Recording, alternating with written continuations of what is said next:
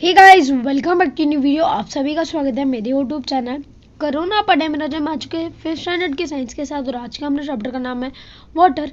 चलिए पढ़ाई करते हैं। सबसे पहला हमारा क्वेश्चन है fill in the blanks. When other substance get mixed with water it becomes impure. Sewage water can carry microorganisms that spread diseases. It is compulsory for factory owners to treat the water before letting it out. Places that do not rain for a long time experience a drought. Grain and folders become scarce during a famine. Folder camps are set up to take care of domestic animals. In some places, wells are dug in riverbeds to allow water to collect in them. Choose the correct answer. Soil dissolves in water. Sewage water contains poisonous substances that can be dangerous. The land dries up due to the evaporation of water. Chlorine is mixed with the water to kill the germs in it. State whether the following statements are true or false. Correct the following statements. We get rainfall throughout the year. False. Water rain is obtained only during a certain time in a year. During a famine, the government moves people and animals temporarily to a safe place. True. The wastewater from our houses needs to be not to be treated. False. The wastewater from our houses may carry toxic substance, so it needs to be treated.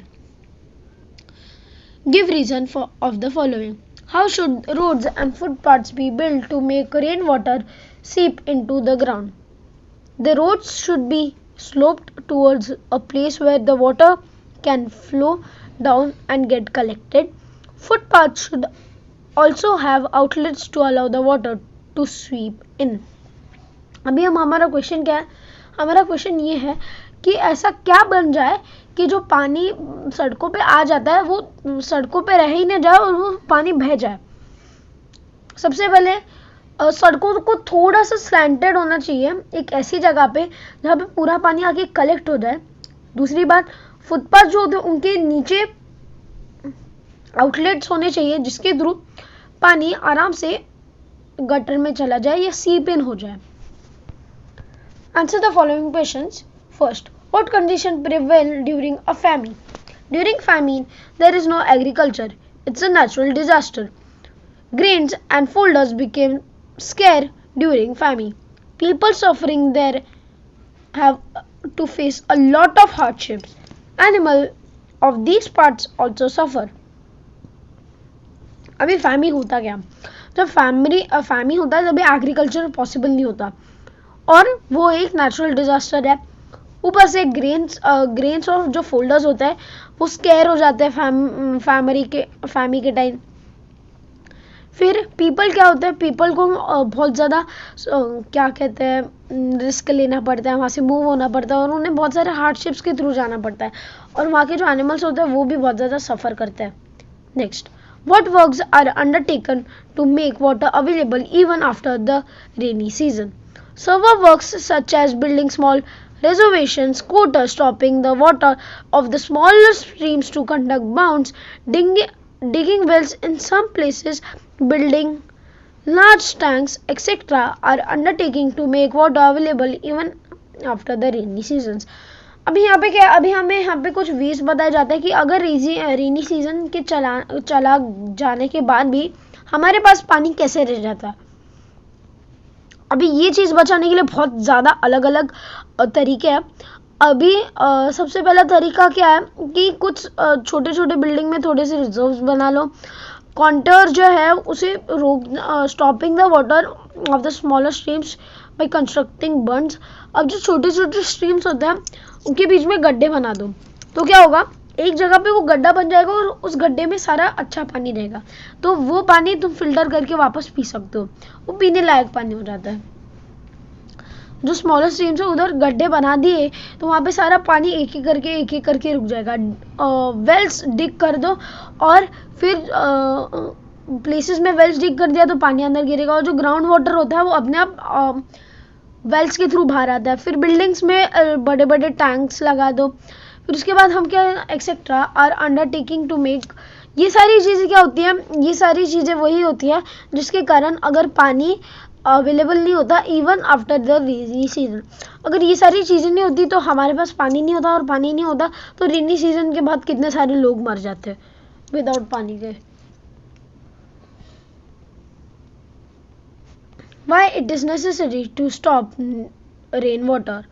Through rain brings water to us. We get rain for only 4 months in a year.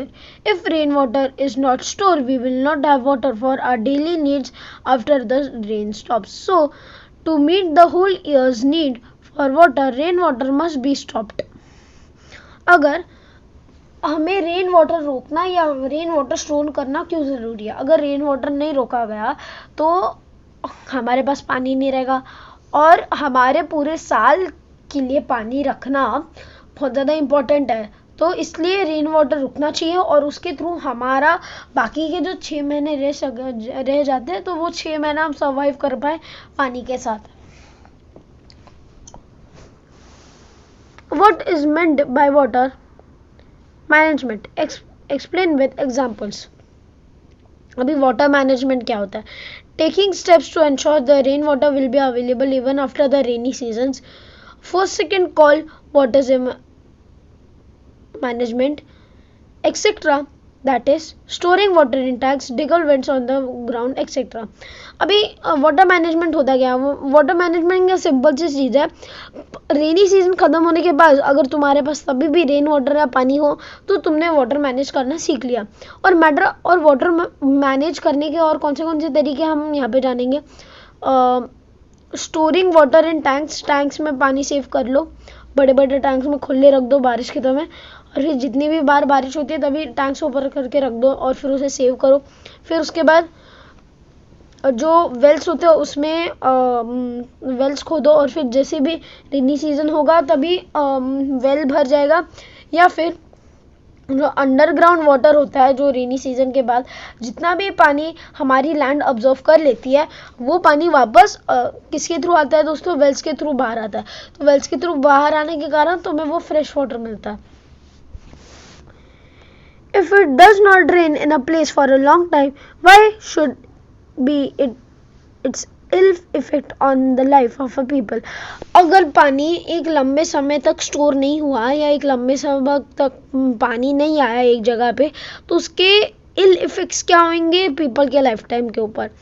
Agriculture would be affected without water, so the people will not get food to eat and water to drink, which are the basic needs to survival. There will be a condition called famine and drought. It can affect human beings and animals. अगर पानी नहीं होगा तो agriculture नहीं होगा, और पानी नहीं होगा तो पीने को पानी भी नहीं होगा। और ये दो चीज़ें हैं एक आदमी को जिंदा रहने के लिए, खाना और पानी पीना। बाकी सारी चीज़ें बाद में आती है, शेल्टर, फूड, शेल्टर और फिर कपड़े, ये सारी चीज़ें बाद में आती है। पहले जिंदा रहोगे तभी तो शेल्टर और कपड़े पहन पाओगे, तो ये दोनों चीज़ें ज़्यादा इंपॉर्टेंट है। और फिर ये कंडीशन आ जाएगी, फैमिन और द्राउट एक साथ आ जाएगी, पीने के लिए पानी नहीं और फिर खाने के लिए खाना नहीं, तो फैमिन और द्राउट एक साथ आ जाएगी। और इसके बाद क्या होगा दोस्तों? ह्यूमंस के लाइफ को अफेक्ट हो जाएगा और लोग मरना शुरू हो जाएंगे और एनिमल्स भी मरना शुरू हो जाएंगे। What's the solution? Soil in garden gets washed away with water due to a slope of land. This is called soil erosion. This would remove the fertile top of the layer of soil. This can be prevented by growing more plants on the grass to blend the soil together or making an area such that water can get collected. अभी पानी आया तो उसका garden में जितना भी ऊपर की जो सॉइल थी वो चली गई, धोके चली गई। अभी इसे क्या कहते हैं? हम सॉइल एरोजन कहते हैं। अभी सॉइल एरोजन को ना करने के क्या क्या एक ही वे है कि आप प्लांट्स लगाओ, और प्लांट्स के जो रूट्स है, प्लांट्स के रूट्स और ग्रास ब्लेंड होने के बाद वो सॉइल के साथ पकड़ रखते हैं, और पानी आ भी गया तो पकड़ते हैं, सॉइल को छोड़ नहीं देते। इसके कारण सॉइल एरोजन कुछ हद तक रिड्यूस हो सकता है। आज के लिए बस नहीं, आई होप आपकी वीडियो पसंद आओगा। अगर वीडियो पसंद आओगा, वीडियो को लाइक, वीडियो को शेयर, चैनल को सब्सक्राइब और कमेंट्स में ये जरूर बताना आपको वीडियो कैसा लगा। तब तक के लिए गुड बाय।